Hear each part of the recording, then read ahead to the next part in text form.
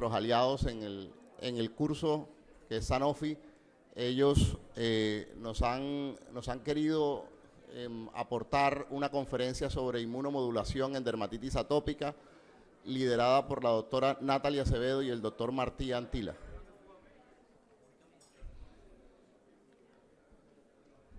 Cuando quiera, doctora Natalie.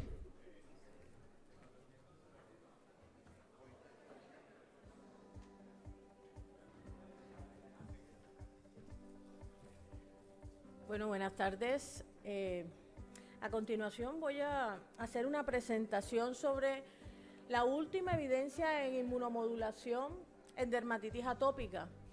Y vamos a conversar cómo llevar los beneficios de los estudios a la práctica clínica. Este es mi conflicto de interés, que he recibido honorarios de Sanofi por esta conferencia, pero la compañía ni la ficha técnica del producto recomiendan algunas de las pautas o de las cosas que yo voy a hablar aquí. Bueno, entonces vamos a iniciar recordando que Dupilumab es un anticuerpo que bloquea la cadena alfa del receptor de interleuquina 4. Y al hacer esto, como esta cadena es compartida entre la interleuquina 4 y la 13, se bloquean estas dos citoquinas y la señal intracelular que va a activar a toda la vía del STAT6 queda suprimida, y de tal manera se obtienen estos resultados que ustedes conocen, su práctica clínica. Desde ya la semana 4 se empiezan a ver cambios sustanciales, a la semana 16, a la semana 32, en los síntomas de la dermatitis atópica, es decir, es algo mágico y muy bueno. Y eso se logra porque este anticuerpo ya se ha demostrado que mejora la función de barrera epitelial al aumentar varias de las proteínas de barrera epitelial, mejora los niveles de hidratación de la piel porque disminuye la pérdida transepitelial de agua, aumenta la diversidad microbiana, disminuye la colonización por Staphylococcus aureus y disminuye el infiltrado inflamatorio de tipo 2. Y hay varios estudios sobre la eficacia y la seguridad de este producto a largo plazo en varias poblaciones. Este es uno de los más recientes donde en el seguimiento ya va incluso por más de 4 años de tratamiento con Dupilumab, y aquí se ve cómo los pacientes obtienen una mejoría considerable de sus síntomas según la escala de EASI.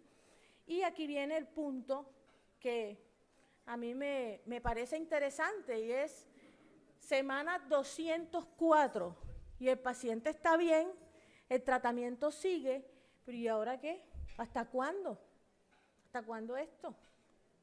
Entonces, del campo de la reumatología y de los que también han manejado estos biológicos para la psoriasis, se ha venido introduciendo y discutiendo un tema que es lo que se llama el dose tapering, o la reducción de la dosis, o el ajuste de la dosis, o qué vas a hacer con este paciente que ya se mejoró, que está súper bien, que se mantiene sus resultados en el tiempo. Esto es un tratamiento supremamente costoso. Es un tratamiento donde el paciente tiene que recibir unas inyecciones de manera regular. Entonces, ¿esto hasta cuándo y cómo? Esa pregunta o esa respuesta hasta este momento nadie la sabe. Eso no se sabe, se necesita estudiar más, pero hoy voy a hablarles de algunos estudios que digamos, algunos apoyan y algunos sugieren algunas pautas que se pueden aplicar. Entonces, estos resultados del estudio solo continuo mostraron que cuando la dosis de Dupilumab de 300 miligramos, que debe darse cada 2 semanas, se hace un espaciamiento a cada 4 semanas o a cada 8 semanas, los pacientes tienen que usar más medicación de rescate, de esteroides, de los síntomas, en una proporción que es mucho más alta del que tiene el Dupilumab como es debido, o con su tratamiento como indica la pauta. Y luego acá también se ve que la escala EASI y los resultados de los puntajes de prurito resultan en un empeoramiento cuando estas pautas ya se hacen a un espaciamiento de 4 semanas u 8 semanas. Nunca llega a ser como el placebo, O sea, dar esto no llega a ser como el placebo, pero no es lo mismo que dar la pauta recomendada de cada 2 semanas. Sin embargo, bueno, y hay un seguimiento de 11 pacientes en el estudio Liberty Adult, donde mostraban que algunos jóvenes mejoraban, tenían recaídas, y la conclusión era que la pauta debe ser como indica la ficha técnica. Pero tenemos estos datos de la vida real. Esto es un estudio coreano, publicado en septiembre del año pasado, donde en Corea, por razones económicas, tenían que darle la pauta del dupilumab no cada 2 semanas, sino cada 4 semanas.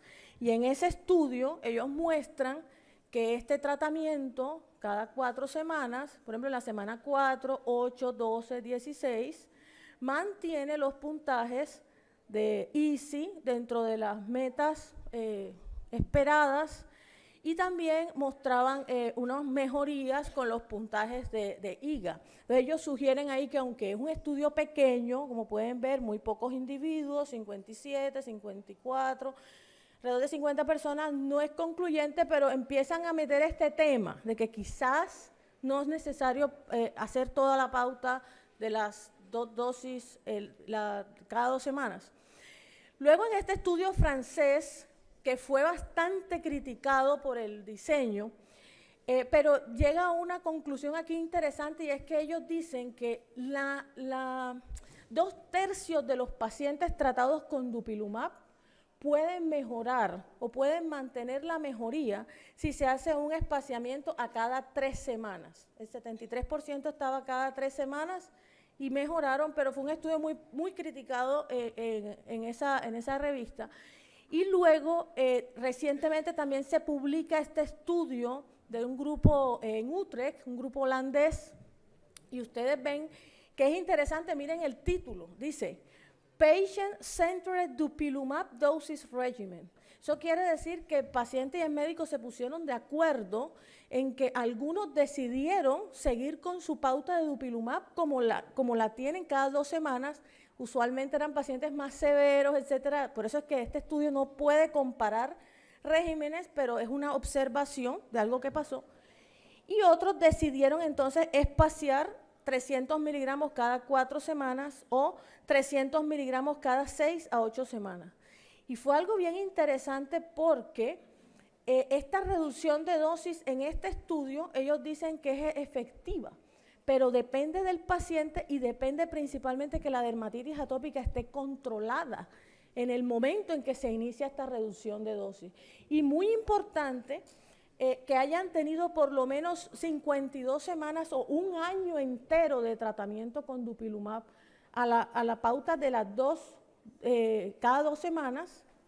Y luego si tiene un EASI menor de 7, por al menos 6 meses, bajo esa pauta, estamos hablando casi de un año y medio, ellos entonces empezaron a considerar hacer esta reducción a cada 4 semanas o a cada 6 o 8 semanas. Y aquí quiero llamar la atención de este efecto. Cuando el biológico se le hace un espaciamiento, a estos nunca se les hizo el espaciamiento, y observen que los niveles de dupilumab se mantuvieron siempre por encima de los 50 microgramos por mililitro.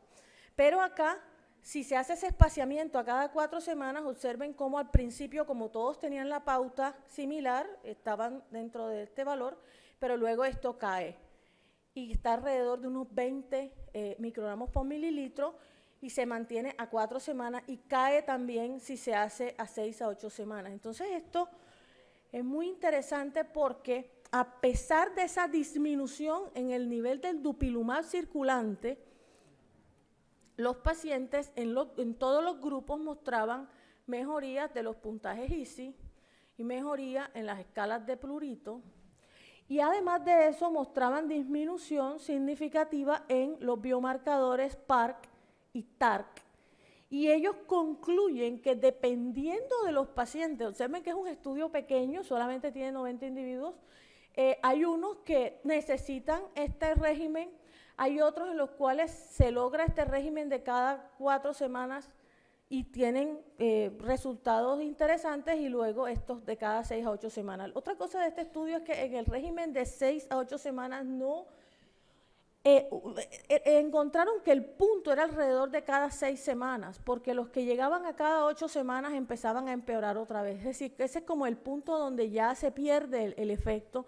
Y entonces este grupo fue tan pequeño que lo tuvieron que fusionar con este. Pero también les quiero llamar la atención de aquí también se observa que hay, digamos, unas diferencias en las escalas de prurito entre los puntos, digamos, cuando comienza que está con el score y cuando ya baja al primer punto de tratamiento, al segundo. Hay algunas diferencias, pero son mínimas. Entonces, la conclusión de este estudio es que sí, se puede hacer un espaciamiento, pero como decía su título, es un patient-centered o centrado en el paciente y teniendo en cuenta que tiene que estar por lo menos 1 año y medio largo con el dupilumab en la pauta apropiada y luego se puede empezar a pensar y lo plantean así. Empezar con esas 2 por 1 año y luego hacer una reducción de la dosis al 66%, lo que quiere decir cada 3 semanas, y esto probarlo por un espacio al menos de 3 meses, y si el paciente no presenta síntomas y se siente bien, se pudiera espaciar a cada 4 semanas, que es el 50% de la dosis, y luego se puede intentar seguir al 33% de la dosis. Esta dosis ya ha mostrado que no es, cada 8 semanas ya empieza a aparecer nuevamente los síntomas, no es recomendable.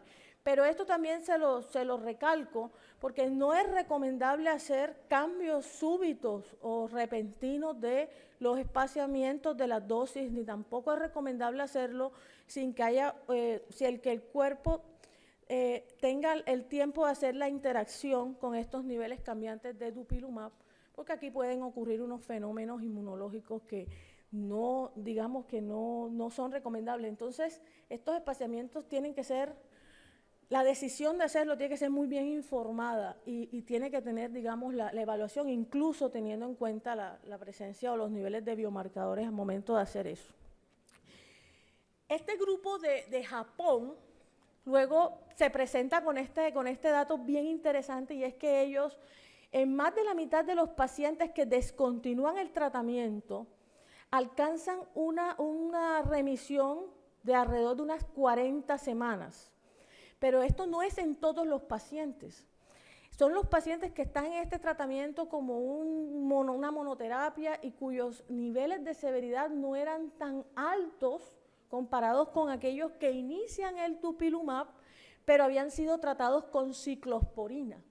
Ya en la presencia de un paciente que ha sido tratado con ciclosporina, el tratamiento de la discontinuación del dupilumab se asocia con una recaída a las 2 semanas en el 50% de los pacientes y en 6 semanas en el 71 al 90% de los pacientes. Entonces, si se va a hacer un escalonamiento, hay que pensar, este paciente está con ciclosporina, ha estado con ciclosporina, ha requerido eso, porque ya eso es un paciente que está en un nivel de severidad al que quizás hacerle una pauta de cambio de la dosis recomendada no va a ser tan eficaz como uno que de pronto sí se puede beneficiar de eso. Entonces, como ustedes pueden ver, esto es medicina altamente personalizada. Es una historia clínica y es ver qué características tiene ese paciente y hasta este punto ellos dicen, y lo han calculado con estas curvas de respuesta, que del 71 al 90% va a recaer en 6 meses si ha sido previamente tratado con ciclosporina. Entonces, hace un par de años se hablaba mucho de cuáles eran las dosis efectivas de biológico en el plasma. Aquí vemos la concentración de dupilumab en el plasma y aquí vemos la dosis de carga y luego está la respuesta con dosis de carga y sin dosis de carga, y se sabe que después de la primera dosis de 600 miligramos, la concentración máxima de dupilumab se alcanza en 1 semana y ahí empiezan los tratamientos, digamos la fase estable de los niveles del anticuerpo. Pero luego ocurre un periodo que se llama de wash out o de lavado ya de ese anticuerpo. Y ese periodo dura aproximadamente unas 10 semanas aquí. Entonces, durante este periodo pudiera que ser que el medicamento aún es efectivo, pero él se está, digamos, ya eliminando. Y había mucha discusión alrededor de si esto era en esta fase útil o si funcionaba o si no funcionaba.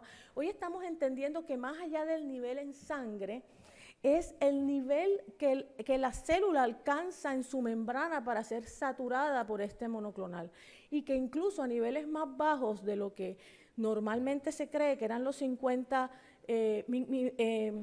microgramos por mililitro, pudiera tener efecto. De hecho, en este estudio, un estudio reciente también, se ven los efectos tempranos y a largo plazo del dupilumab en las células de los pacientes con dermatitis atópica moderada o severa, y aquí se ve la expresión del receptor de interleuquina 4 antes o en el momento baseline del tratamiento, y a las 16 semanas de tratamiento, fíjense que ya ese receptor se fue de ahí.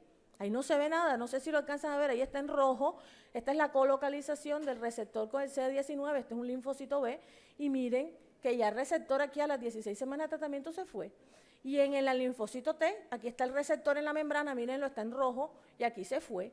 Entonces la pregunta es, después que ha ocurrido este proceso de internalización del receptor, activación de vías endosomales, etcétera, ¿cuánto tiempo se demora para volver a colocar esos receptores? Y si la presencia del anticuerpo en la primera fase de tratamiento los hace recoger, ¿y cuánto tiempo se demoraría nuevamente para expresar todos esos receptores? Eso nadie lo conoce, pero ya empezamos a entender que esto puede tener unos efectos que no es como que regrese inmediatamente. En algunos sí puede regresar inmediatamente, pero en otros no. ¿Y cómo podemos saber quién va a ser el de la respuesta?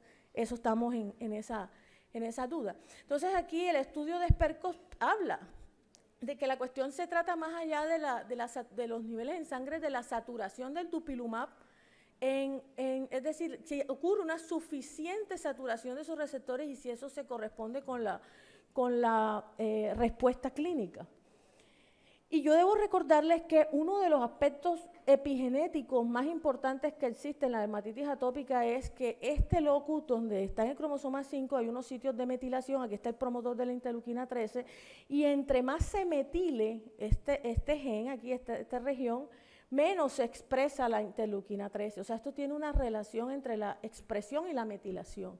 ¿Y cómo se metilan los genes? Los genes se metilan por señales que ellos reciben en la membrana. Entonces, una pregunta, aún sin resolver y que necesitamos explorar es, cuando ese anticuerpo se une a la cadena, previene la señal.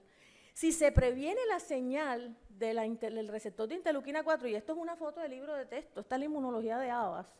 Aquí ustedes ven que se activa STAT6 activa GATA3 activa el promotor de la interleuquina 4, y aquí hay un loop de retroamplificación positiva, y luego entonces esta célula TH2 queda activada, todo ese locus, y produce interleuquina 4, 5 y 13. Entonces la pregunta es, si ya estas señales son prevenidas, ¿es posible que estos locus se metilen, se cierren, disminuyan su expresión?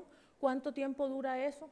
Estos mecanismos epigenéticos, recuerden que se transmiten por definición de las células hijas, madres a las células hijas por mitosis. Entonces no sabemos si estas células, después que hacen esta metilación aquí, sus descendientes conservan ese locus cerrado y pudiéramos tener unos efectos que se mantienen en el tiempo aun cuando ya se ha quitado la señal principal o la señal que inició todo este proceso, que era la presencia del anticuerpo. Acá esto no se sabe, pero se empieza a discutir los posibles efectos epigenéticos de los monoclonales cuando ya se han iniciado estos tratamientos y se mantienen por largo tiempo. Entonces quiero acá también ampliar un poquito más eso. Vemos aquí, por ejemplo, que cuando el receptor dimeriza el STAT, eso activa GATA, y GATA va a abrir todo el locus TH2, activando interleuquina 4, 13, RAD50 y la interleuquina 5. Eso se expresa todo junto. Por eso es que no nos puede sorprender de que los eosinófilos tienen que ver con la interleuquina 4 y la 13, claro, porque eso hace parte de todo un paquete que está junto. Y lo que usualmente pasa es que cuando STAT activa todos esos factores, la cromatina pasa de estar de un estado cerrado a un estado abierto. Entonces, una de las preguntas es, ¿pudiera el bloqueo del receptor y L4 y L13 inducir cambios epigenéticos sostenidos en el tiempo, y hasta cuándo? Nadie lo sabe, pero pudiera ser.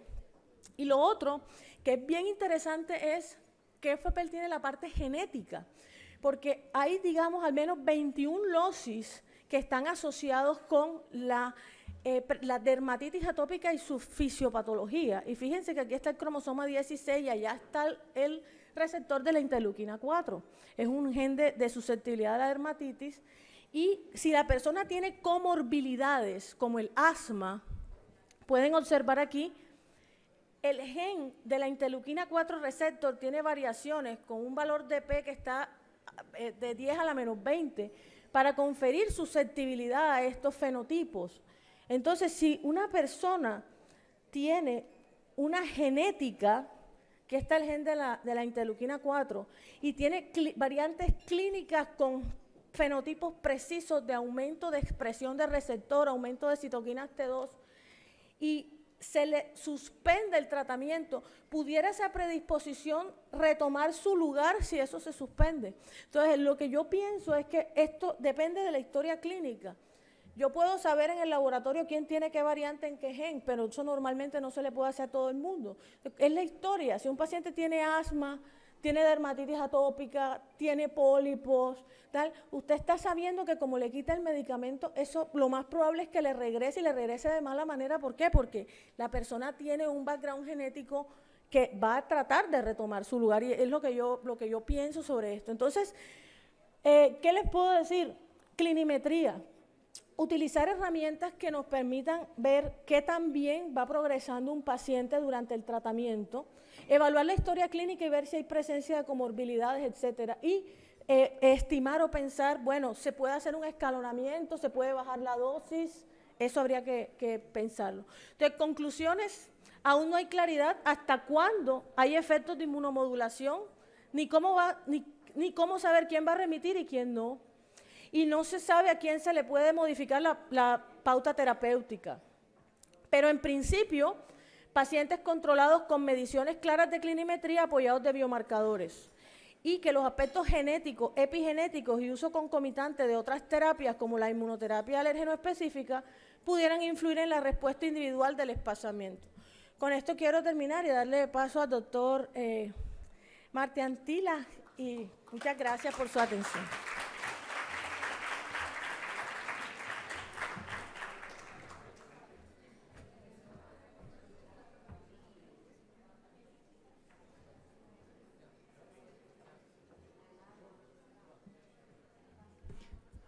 Uma boa tarde a todos.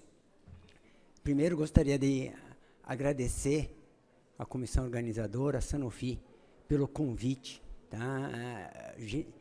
Muito gostoso voltar às palestras presenciais.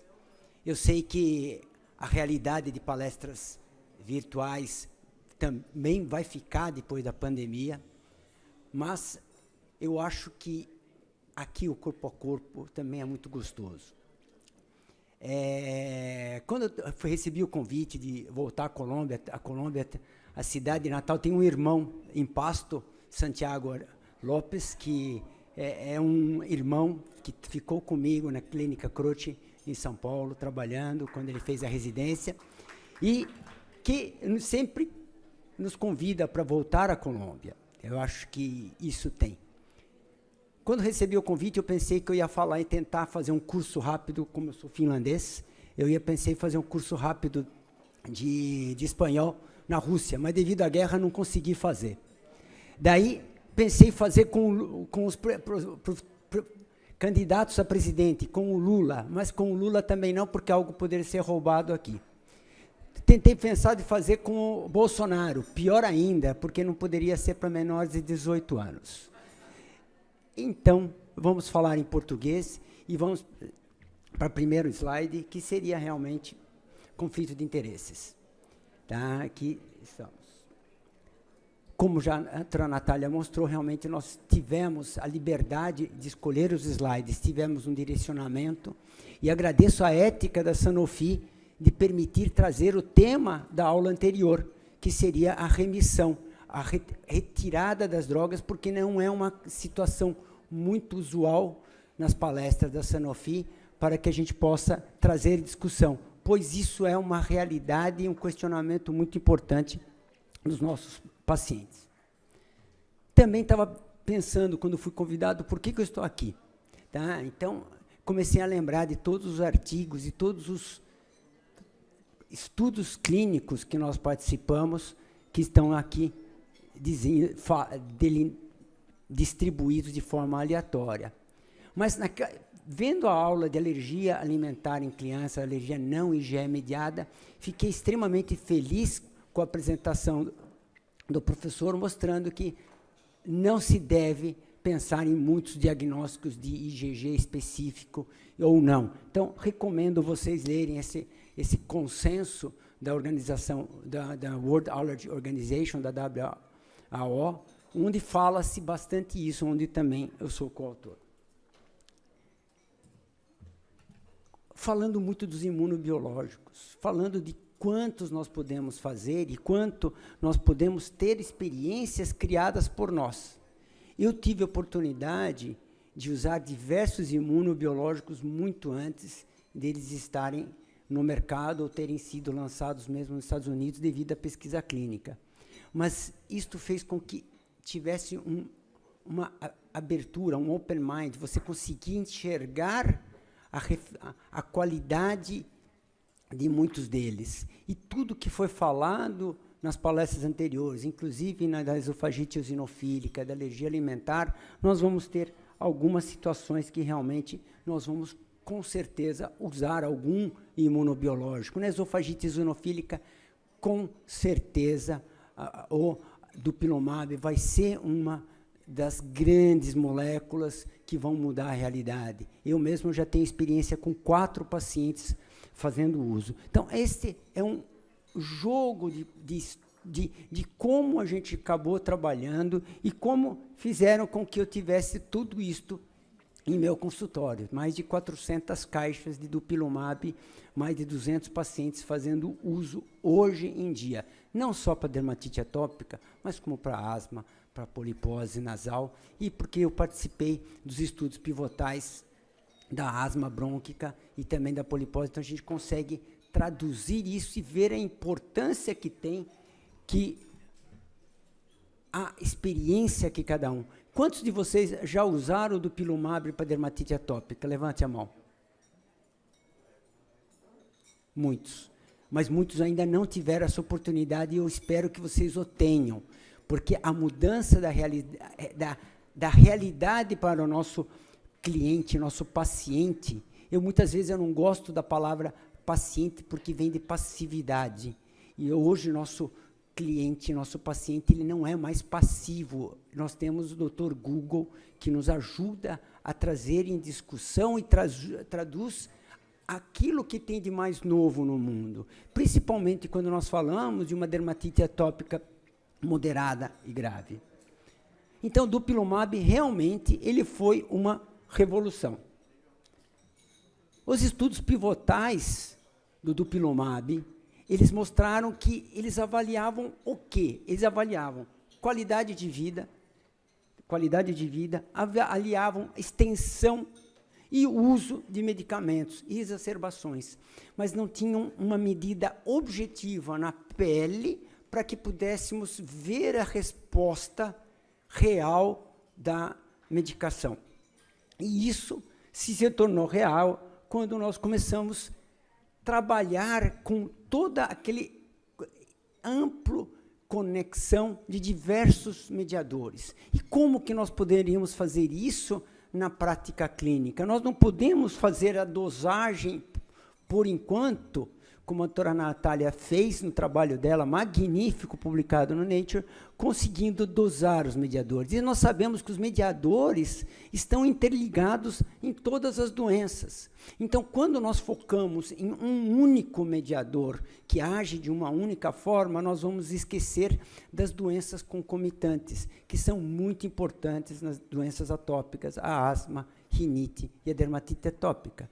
Visto que a definição da dermatite atópica é um eczema crônico ou cronicamente recorrente, frequentemente associado às outras desordens atópicas, tal qual deve ser o nosso raciocínio na hora que delineando, na hora que nós escolhemos uma terapia, em especial nos indivíduos com dermatite atópica moderada grave. E qual seria essa medida objetiva? Então, comecei a lembrar dos estudos de perda, o TEW, que é o acrônimo de perda de água transepidermal. E eu comecei a lembrar de quando eu, residente na Finlândia, em 87, 88, nós encaminhávamos as crianças pequenas, quer seja da enfermaria, porque nós tínhamos no total 90 leitos para alergia, 30 para dermatologia, 30 para pediatria e 30 para pneumo. E quando muitas vezes nós encaminhávamos as crianças e os adultos para fazer a avaliação de perda de água, que é justamente isso. E nós começamos a criar um conhecimento que aquela avaliação exclusiva da qualidade de vida e da extensão, ele não se tornava real na medida que a gente não podia avaliar essa perda de água e as alterações de citocinas. Então, eles começaram a ver que precisavam se criar alguns mecanismos. Naquela época eram aparelhos experimentais, hoje nós já temos alguns. Esse daqui é o Vapometer, que é, por sinal, feito na Finlândia, que vocês vão ver que ele tem aqui. Esse é um britânico, também é uma medida de perda de água, só que esse aqui eu preciso de mais de um computador e preciso de um aparelho anexo. Esse aqui eu consigo fazer.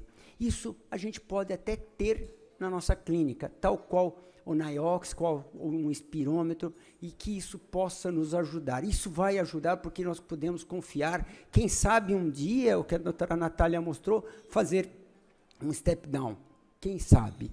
Agora, somente com a nossa experiência clínica que nós vamos poder gerar isso. Esse é um estudo maravilhoso que eu gostei, publicado agora em abril de 2022, um estudo acompanhando 26 pacientes e 26 controles, 26 pacientes com dermatite atópica, mostrando que você tinha, com acompanhamento de perda de água, evaporação de água, de TEW, e na lesão, na área não lesional do paciente com dermatite atópica, e a mesma coisa sendo feita no paciente controle. E nós conseguimos ver que, conforme a gente avaliava e entrava com o tratamento com o dupilumab, você não só tinha uma melhora daquelas características usadas nos estudos pivotais, como nós tínhamos uma melhora das ceramidas e uma melhora aqui do TEW. E quanto menor é a evaporação, que é a perda de água, melhor é o estado cutâneo e mais próximo ele se torna a uma pele saudável ou sã. Aqui também esse estudo mostrou que a barreira de função na pele está determinada em parte pelos lipídios do estrado córneo, e sua composição está alterada na pele do paciente com eczema atópico. E devido a uma sinalização excessiva das interleucinas, em especial interleucina 4 e 13, como já foi mostrado. E o bloqueio dessa sinalização, ele vai fazer com que você tenha uma diminuição desta evaporação e desta perda de água. E aqui é o mesmo trabalho mostrando, então, você tendo essa perda. E o que acontece? A diminuição da perda já é significativa no dia 15, portanto, antes da segunda dose, somente com a dose de ataque, que acontece aqui no dia 0, no dia 1, ele já consegue fazer com que o nosso paciente e nosso cliente ele tenha uma resposta. A doutora Nathalie mostrou claramente que você sobe, os níveis séricos já chegam muito rápido a partir das 2 doses iniciais. E é isso que a gente consegue comprovar com a diminuição do TEWL. O que esse estudo concluiu? Concluiu de uma forma clara que a intervenção demonstrou mudanças longitudinais diretos nos lipídios na barreira cutânea, tá? Mostrando claramente o efeito na dermatite atópica, no eczema atópico moderado a grave. Você tem encontrado uma melhora profunda e imediata na composição dos lipídios. Nós conseguimos ver. Então, o paciente e os familiares conseguem ver, e quando nós conseguimos traduzir e mostrar que não é somente na pele que está acontecendo, não é somente naquela lesão que está acontecendo, que você está vendo muito mais de uma forma profunda. E também revelou o efeito completo e previamente reconhecido da inibição das elongases das citoquinas tipo 2. Quer dizer, claro que isso vai mostrar. Isso, na prática, não significa para o nosso cliente, nosso paciente, não vai significar nada, mas significa, nós sabemos que isto vai mudar se compararmos com as outras medicações disponíveis. Esse aqui é um estudo também feito no Japão, mostrando como que se faz a leitura do TEWL, mostrando aqui, são os pontos que são acompanhados, e são acompanhados a cada visita que o paciente faz. A cada ponto desse eu coloco aquele sensor de evaporação. E é aqui que eu vou acompanhar. Os estudos fizeram assim, e a mesma coisa colocando na pele sã, que você consegue visualizar uma pele sem lesão. E o tratamento com dupilumab normaliza a barreira cutânea e a composição lipídica epidêmica em adultos e adolescentes com dermatite atópica grave. Então, saímos dos estudos pivotais, onde nós avaliávamos apenas os exames que não temos acesso na nossa prática clínica, além do hemograma, essas coisas todas, mas a dosagem dos mediadores que foram feitos nos estudos pivotais, nós não conseguimos fazer na nossa prática clínica. Então, aqui já mostra que, provavelmente, em pouco tempo, nós teremos essa disponibilidade desses aparelhos que vão sair de um âmbito científico, mais ou menos, pensando para estar na realidade. Veja que o paralelo da melhora da perda de água, tá? Da diminuição da perda de água, ele acontece no SCORAD, no PGA e no DLQI. E isso reflete em diversas coisas que realmente é a tradução do que foi mostrado na aula anterior. É a tradução real, é a tradução visível que nós vemos aqui, que o eosinófilo, antes e depois, isso em biópsias cutâneas. A quantidade de interleucina 13. Esse slide está meio fora de foco, não entendo porquê, aliás, essas fotos, mas dá para visualizar isso. E a pergunta que teve na aula anterior, o que acontece que em alguns pacientes, sim, pode subir o eosinófilo periférico, mas, no entanto, o eosinófilo cutâneo, brônquico, nasal, esofágico, ele não reflete o que acontece quando você está fazendo uso do pilumab. Então, são aqueles poucos pacientes, tal qual quando nós damos omalizumab para o paciente, se formos usar o IgE, depois o IgE sobe. Nós bloqueamos a entrada do eosinófilo, não produzimos e não bloqueamos a produção completa do eosinófilo. É por isso que, muitas vezes, a eosinofilia ela pode aumentar, mas sem repercussão clínica. E aqui nós vemos também que outros, em especial TSLP, também tem sua alteração presente nesses casos. E ele é praticamente bloqueado com o uso do dupilumab. Esse estudo ele fala que supõe que a barreira cutânea melhorada com resultado de supressão diminuída de citocinas epidêmicas, tá? Expressão epidêmica das alarminas tissulares, TSLP, IL-15 e IL-25. Então, o TSLP também tem ação, nós vamos ter uma droga em breve para o tratamento da asma, mas, no entanto, ele por si só não tem uma ação na dermatite atópica. E o conjunto, em conjunto, brindamos a evidência adicional que o dupilumab rompe o círculo vicioso. Então, é isto, é romper o círculo vicioso dessa produção de interleucina 4, interleucina 13, é que vai fazer com que o nosso paciente ele possa entrar em remoção e que, quem sabe, considerarmos em um ou outro, em alguns pacientes, o espaçamento das doses. E não é, hoje, a indicação em bula, isso é o que eu quero que fique claro. E quando nós pensamos nas outras moléculas disponíveis, nós pensamos, os inibidores de JAK. Essa inibição via JAK-STAT permite uma modulação parcial reversível de múltiplos cenários de citoquinas. Então, o JAK, ele vai ser uma droga importante, tá? Mas é uma droga onde nós não temos uma segurança tão grande como nós temos com o dupilumab. Nós não precisamos, nos inibidores de JAK, nós temos que fazer o exame de tuberculose, nós temos que fazer exames trimestrais ou semestrais de acompanhamento, com o dupilumab não.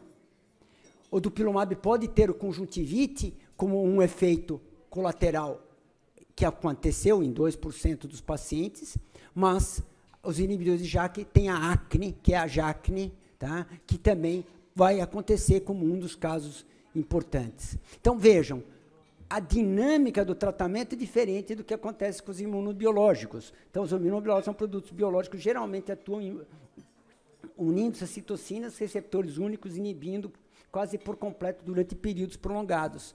É esse prolongamento do período é que faz que tenhamos uma resposta muito diferente do que temos, por exemplo, com os outros imunobloqueadores, quer seja metotrexate, quer que seja ciclosporina, que são drogas muito mais baratas e de um acesso a uma população mais pobre, como nós temos no Brasil, como nós temos países mais pobres, como o Brasil e a Colômbia. Então, efeitos diferentes em focos de modulação imunológica dão resultado de interrupção do ciclo da inflamação.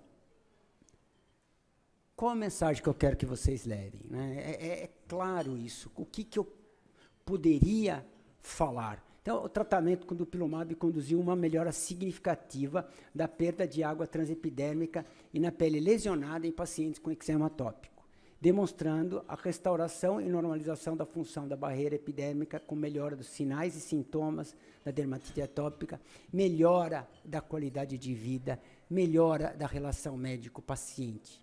Né? Estamos aqui para falar de um produto? Sim, mas estamos falando para falar do produto, aquele que eu tenho uma experiência, que é aquele que eu acredito e vejo na prática. Então, realmente, deixo uma mensagem, aqueles que não tiveram oportunidade de experimentar, quer seja para dermatite atópica, para asma moderada, grave e eosinofílica, para polipose nasal e agora para esofagite eosinofílica, eu recomendo que os faça, porque o paciente tem uma melhora de qualidade de vida e que eles vão dividir a vida deles de antes e após o uso. E aqui, para finalizar, tem uma frase de Balint, que eu sou apaixonado, que ele fala que é o medicamento mais usado na medicina é o próprio médico, que tal qual os demais medicamentos deverá ser conhecido sua posologia, efeitos colaterais e toxicidade. Eu acho que aqui fica uma mensagem, e aqui, para vocês verem, aqui é eu atendendo no consultório, no Halloween, né? 2 anos de Halloween ficamos sem, tá? Mas isso já é uma tradição. No Carnaval, para brincar com as crianças, e mesmo os adultos eu atendo assim, porque nós precisamos de quebrar, quer dizer, o paciente, o cliente com dermatite atópica, ele leva uma marca muito grande e um impacto familiar muito grande, que somente quem tem um paciente desse, ou quem teve dermatite atópica, sabe da importância que é de um tratamento escolhido para a pessoa certa, na hora certa, no momento certo. Tá? Eu sei da dificuldade de acesso, tal qual na Colômbia e no Brasil, mas eu acho que nós estamos aqui como formadores de opinião, vocês perdendo ou ganhando um sábado de estar de relacionamento com as famílias para aprender alguma coisa. E eu estou aqui para aprender esse calor humano que nós levamos e que nós trazemos do calor colombiano. E eu sou da Finlândia, não podia deixar de falar que o café colombiano é mais apreciado na Finlândia que provavelmente o brasileiro. A Finlândia é o país que mais toma café per capita no mundo. Tá? Realmente é um absurdo e vale a pena. Só que lá toma café com leite, então a Finlândia também é o país que toma mais leite per capita no mundo. E não é pelo uso excessivo de leite que tem mais esofagite eosinofílica ou tem mais medicação IgE mediada. Então, obrigado a todos. Kiitos é obrigado em finlandês e muitas graças.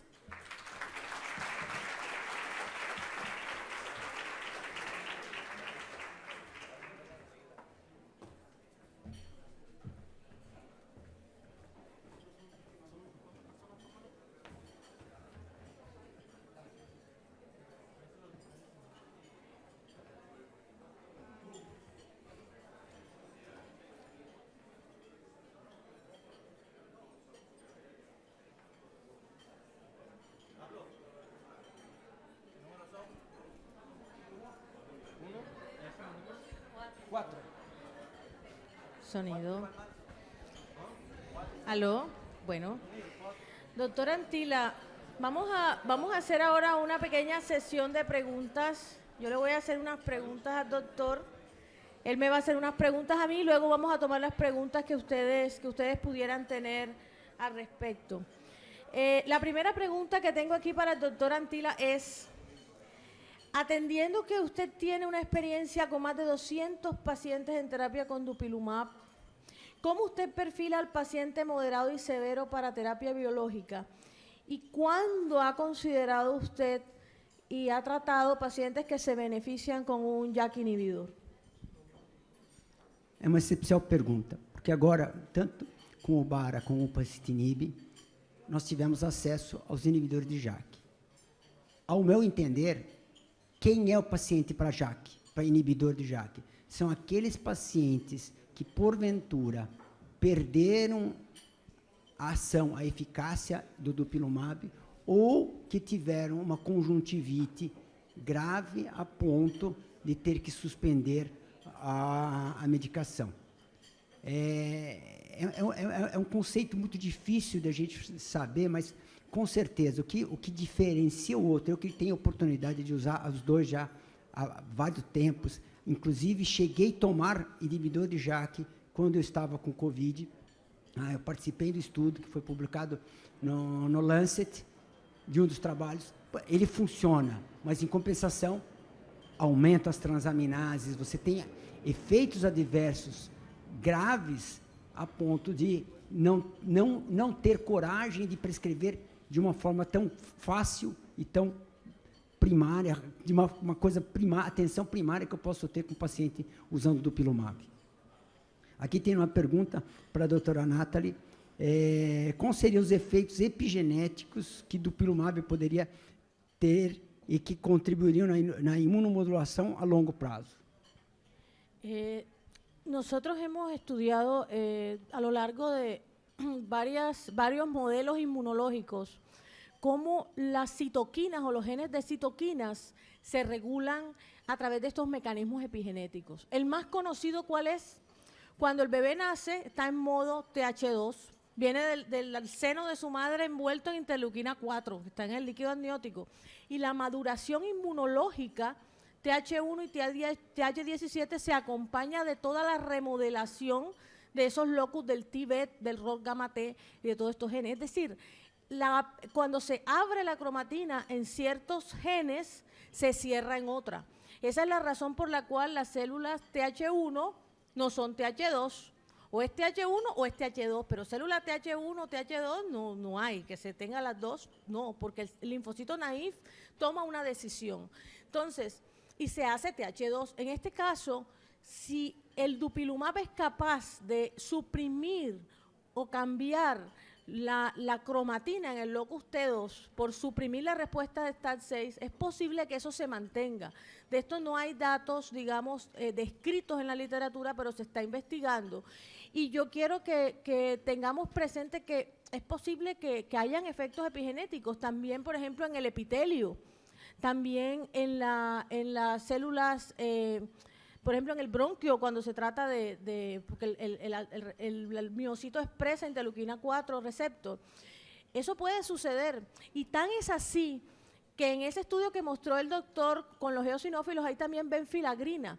Los pacientes con dermatitis atópica tienen disminución de filagrina, pero cuando les ponen dupilumab, aumenta la filagrina, lo que quiere decir que se están haciendo cambios en expresión de genes, y el cambio en la expresión de gen necesariamente implica que se tiene que abrir la cromatina. Entonces estamos ante unos mecanismos que tenemos que investigar, y la idea es que al tratar con el medicamento se puedan polarizar todas esas células TH2 hacia una señal STAT6 suprimida, y que eso ojalá pueda ser transferido a las células hijas por mecanismo epigenético.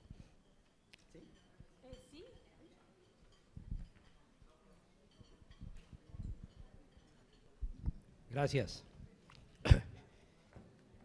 Espectaculares las conferencias. Felicitaciones a ambos. ¿Hay algún comentario de alguno de los dos con relación al impacto del dupilumab en el microbioma, del dupilumab, de la mejoría de la barrera o de la barrera epitelial cutánea con relación al microbioma? Sim, tem um artigo que lhe tirei da aula por causa do tempo curto, mas sim, tem vários estudos mostrando que há uma completa modificação do microbioma cutâneo nos pacientes que fazem uso do dupilumab e têm dermatite atópica.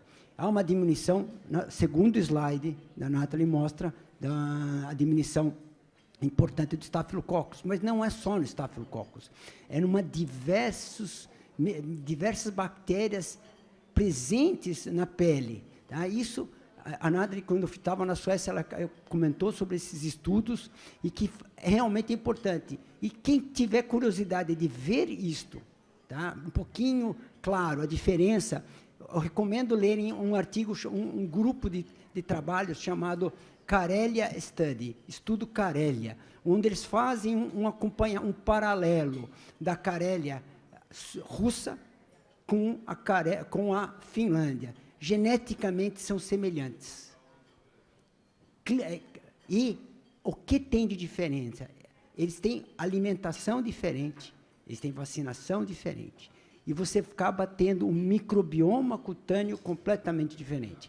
Qual é o paralelo que fazemos? Sim, com o Dupilumab, nós temos uma mudança cutânea de todas essas bactérias, principalmente nos pacientes que têm dermatite atópica, quando entram. Já não tem essa alteração tão positiva quando damos inibidores de JAK. Y lo que sucede ahí además es que Dupilumab aumentan los niveles de péptidos antimicrobianos y de otras ceramidas y de otros lípidos que son necesarios para el balance del microbioma. Entonces eso está ya, hay 2 estudios bien demostrados con la secuenciación metagenómica 16S que muestra no solo la disminución de estafilococos, sino el aumento del lactobacillus y de otras bacterias de la familia de los ruminococos que digamos va a mejorar eso, pero es el hecho de bajar la inflamación y permitir que las otras bacterias puedan vivir en ese tejido. Doutora, só uma coisa, o que a Nathalie falou justamente, temos que lembrar que a dermatite atópica, daquele que é o bebê com dermatite atópica, do branco, do asiático, do negro, são 4 doenças completamente diferentes. São 4 doenças diferentes que têm imunomediadores, citocinas diferentes envolvidas. E aí nós vamos ter que melhorar muito a nossa anamnese. Ela pode comentar um pouco sobre isso, mas a anamnese é fundamental. Tá? É mais do que qualquer exame. E aí nós vamos saber escolher a medicação certa para a pessoa certa na hora certa. Sí, nosotros tenemos una dermatitis atópica que es más en el infiltrado TH2, TH22, con un infiltrado TH17, TH1 muy mínimo, y eso tiene que ver con nuestra ancestría africana. El aumento de esta respuesta nos protegió de la malaria cerebral, nos permitió que la superrespuesta TH1 y TH17 antiprotozoario no nos matara en los viajes para venir para acá. Y entonces hoy en día nosotros estamos ante una población que tiene esta ancestría africana muy pro TH2, muy pro T2. Ustedes, bueno, no sé, pero nosotros tenemos pacientes que llegan a la consulta con inmunoglobulinas de 600 unidades y dicen, a mí me mandaron para acá porque me salió el examen de la alergia alto. Y tú te haces una historia y el paciente, bueno, síntomas no tiene. Son cuestiones que hacen parte de la genética. Incluso tuvimos un muchacho que iba a entrar a la policía y tuvimos que hacerle un certificado en el Instituto de Investigaciones Inmunológicas diciendo que él lo que tenía era la inmunoglobulina E alta, que él podía entrar a la policía porque allá no lo estaban recibiendo porque tenía la IgE alta. Y entonces, nosotros tenemos una genética muy pro IgE, muy pro interleuquina 4, muy pro interleuquina 13, y eso hay que tenerlo en cuenta cuando enfocamos a nuestros pacientes. Y en la dermatitis, el aspecto, por ejemplo, africano, condiciona unos fenotipos de acantosis, de descamación, de liquenificación, que son distintas a la del caucásico y que eso hay que tenerlo presente en el manejo. Doc, le quiero hacer una pregunta. ¿Sí? Perdón, mi amor. Primero, gracias por tu exposición y la del doctor. En concordancia con lo que preguntaba mi querido colega ahora, y usted mencionó el caso Karelia, que para mí es el ejemplo epidemiológico más hermoso de Natura que tenemos en el mundo, quizá, donde el único factor, después de hacer todos los análisis multivariados, mostró que era la cantidad de bacterias heterotróficas que había en el agua del lago de Karelia, donde la gente se sigue alimentando y tomando desagua, distinto a las escuelas de Finlandia, donde pusieron cloración pues, de todo el agua, y eso cambió todo el microbioma de eso. ¿En dupilumab hay estudios con el microbioma intestinal? Tem alguns estudos que foram feitos durante o estudo de esofagite, tá, de esofagite eosinofílica, e tem 2 estudos de enterite eosinofílica, que estão avaliando esses os microbiomas. Sí, pero en dermatitis. Não, dermatites não. Dermatites não. Só tem, não tenha comparado, porque, só para ter uma ideia, na Carélia, naquela região da Carélia, a prevalência de dermatite atópica é praticamente zero. Nós não temos dermatite atópica moderada. Não é somente pela água, que a água tem coliformes fecais. Na Finlândia são zero. El estilo de vida. É estilo de vida, é campestre, não tem agrotóxicos, os animais ficam dentro de casa, os animais domésticos ficam dentro de casa, não só fora de casa. As crianças andam descalças, elas lidam com a terra, então nós temos uma imunomodulação, uma imunoestimulação muito superior. Y tienen anticuerpos IgE específicos contra cucaracha, gato, Sí. perro, pero no desarrollan. Pero no desarrolla. Entonces ahí hay una parte clave, y es que comprobado con dupilumab estudios de cambio de microbiota publicados en piel. En la parte intestinal, en los estudios del medicamento sí los hay, pero no están, o sea, lo que más hay es de piel. Doc, una pregunta, entonces, aquí tenemos que desde su experiencia y su observación, en la vida real, ¿qué pasa cuando hace un espaciamiento de la dosis? No vamos a hablar de suspender, porque ya vimos que suspender, no tenemos suficientes datos para hablar de suspensión aquí, e incluso puede ser peligroso. Acuérdense que cuando uno suspende, usted administra una pauta de una inmunoglobulina y la suspende de súbito, puede generar anticuerpos antibiotipo e incluso puede generar anticuerpos antialotipo, que entonces son, digamos, claves en todo lo que el organismo va a empezar a reaccionar cuando esa molécula se la inyecte usted otra vez después de un montón de tiempo.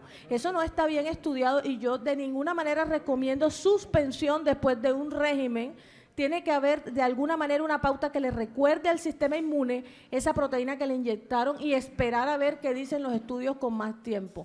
No vamos a decir que va a ocurrir en todos los pacientes, ya vimos que hay un grupo que se mejora y bueno, no pasa nada, pero hay muchos que tienen, digamos, todas estas susceptibilidades y donde pudieran ocurrir cosas que nosotros no conocemos y con las que no nos podemos meter a jugar. Y entonces, en su opinión, ¿qué haría usted? Quando eu estava vendo aquele slide de espaciamento. step down, espaciamento, é o que acontece na realidade. Quando o paciente se mantém ano assintomático, praticamente só usando hidratante, ele pede para diminuir. E aí o espaçamento ele passa a ser por pedido do paciente. Ele que pede isso. Então, por isso que nós estamos aqui. Isso, de novo, faço um agradecimento para a gente poder trazer isso, porque não existe isso em aulas assim, para a gente poder falar. Então, o que eu vejo é que alguns pacientes que têm, mas muitos pacientes que tinham uma dermatite atópica muito grave, mas muito grave mesmo, eles não querem diminuir por medo de voltar a piorar. O medo é tamanho de voltar a ter as lembranças passadas. Mas aqueles que tinham dermatite atópica moderada, mais localizada, que entraram, esses sim, aceitam e pedem, e aí nós conseguimos fazer em mais ou menos 15, 20% dos pacientes. Agora, fazendo paralelo para a asma, a asma, a remissão, ela será a palavra da ordem nos próximos 3 anos, será a palavra remissão em asma.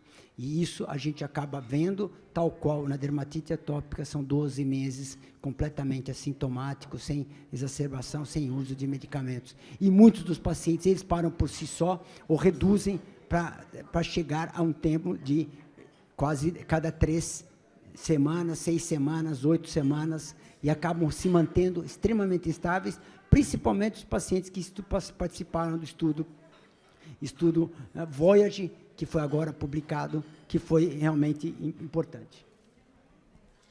Y la otra pregunta que tenemos aquí, porque ya se nos está acabando el tiempo, para respetar los tiempos, es cómo ¿Cómo hacemos con los biomarcadores? Tenemos algunos biomarcadores que nos puedan indicar si el paciente se le puede pensar o considerar después que ya ha estado un año completo en el tratamiento, si ya se ha mejorado, ha estado súper bien otro año, etcétera.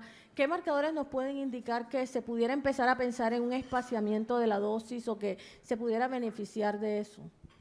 Melhor biomarcador, anamnesis. Anamnesis, ok.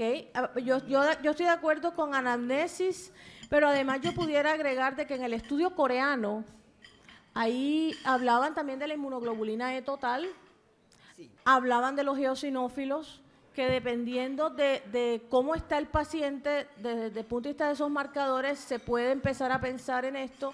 Y también en el TARC. El TARC es una quemoquina, la vemos muy lejana, una quemoquina, pero ese TARC, así como, para allá va la medicina personalizada, así como ustedes mandan a hacer una PCR ultrasensible, mandan a hacer una hormona tiroidea, pueden mandar a hacer una IgE, pueden mandar a hacer un TARC. Y el TARC es uno de los mejores marcadores que es como un proxy de toda esta inflamación T2 sistémica y ha mostrado que predice muy bien no solo quién se beneficia del dupilumab, sino en qué momento del tratamiento va el paciente, porque él se puede ver muy bien por fuera, pero si los niveles de TARC todavía están altos, es mejor seguir la terapia hasta que este anticuerpo ahí dándole a la cadena y previniendo esa respuesta, logre cerrar esos genes y bajar ese TARC. Entonces, ojalá podamos incorporarlo en nuestra práctica, así como también está esta cuestión para medir la pérdida transepitelial de agua. Las personas que estén interesadas en adquirir ese dispositivo me pueden conversar porque yo conozco un proveedor y así como trajimos el feno en algún momento y lo empezamos a investigar para perfilar pacientes, podemos también empezar a hacer uso de estas metodologías que nos ayudan a definir mejor porque puede que se vea bien, pero es una medición más objetiva. Entonces, pensemos en el TARC, pensemos en la pérdida o la medición transepitelial de agua, pensemos en la IgE total, en los eosinófilos, en la anamnesis y empecemos a ver cómo está el paciente por fuera y por dentro antes de hacer o pensar siquiera en un escalonamiento después de siquiera 2 años en tratamiento Q2W. ¿Ya? Assina embaixo e concordo que o eosinófilo e o IgE, principalmente aqueles que o IgE se fazia importante na fisiopatologia, quer seja da asma, quer seja da dermatite atópica ou da esofagite eosinofílica, com certeza, o IgE, porque realmente o anti-L4, o anti-L13, ele faz com que o IgE caia. Isso é maravilhoso ver. Então, naqueles indivíduos que, um exemplo rápido para a gente lembrar, que não tem indicação para o omalizumab, quer ser porque estava com um IgE muito acima do permitido para o omalizumab, com o dupilumab nós vemos que o IgE total cai e cai bastante. Então, nós comprovamos na prática a melhora do paciente asmático que tem um IgE. Os pacientes com dermatite atópica que tem um IgE aumentado, nós comprovamos na prática que o IgE vai abaixando. O eosinófilo para asma é uma arma importante. Hoje nós sabemos, eosinófilo periférico acima de 200 microlitros por ml significa persistência de inflamação. Então, obrigado a todos, um bom resto de almoço e uma boa tarde. Muchas gracias por su atención.